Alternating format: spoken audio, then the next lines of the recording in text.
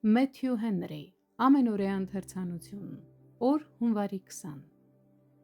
Ընտրված օտարականներիդ, որ ցրված եք Պոնտոսի, Գաղաթիայի և Կապադոկիայի և Ասիայի և Բեթանիայի երկրներումը,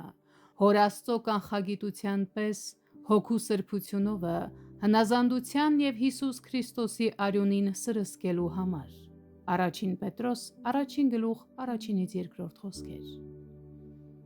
Բարի մարդկանց արժեքը չպետք է դատել նրանց ներկա արտաքին հանգամանքներով։ Ահա մի խումբ գերազանց մարդիկ, որոնք սիրված էին Աստծո կողմից, բայց միևնույն ժամանակ օտարականներ էին ցրված և աղքատ աշխարհում։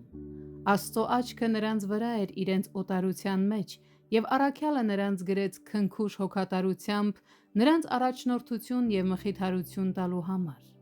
Նրանք նկարագրվում են ըստ իրենց հոգևոր վիճակի՝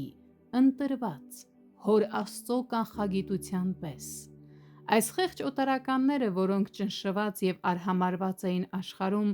այնուամենայնիվ մեծ Աստծո կողմից բարձր էին գնահատվում և զբաղեցնում էին ամենապատվավոր դիրքը, որ մարդը կարող է ունենալ այս կյանքում, քանի որ նրանք ընտրվել են Հոր Աստծո կանխագիտության պես։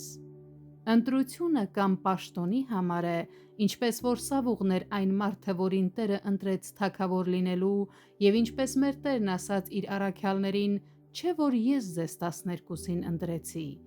Կամ էլ այն վերաբերում է եկեղեցապետական մի վիճակի, հատուկ արտոնություններից օգտվելու համար, ինչպես որ Իսրայելը Աստծո ընտրյալ ժողովուրդն էր։ Այս ընտրությունը ենթադրաբար համապատասխանում է Աստծո կանխագիտությանը։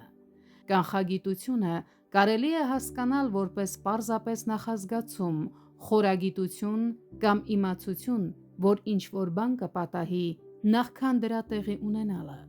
Օրինակ, մաթեմատիկոսը նախապես հաստատ գիտի, որ որոշակի պահի տեղի է ունենալու խավարումը։ Այս տեսակի կանխագիտություն ունի Աստված, ով մեկ հայացքով տեսնում է այն ամենը, ինչ երբևէ եղել է, կա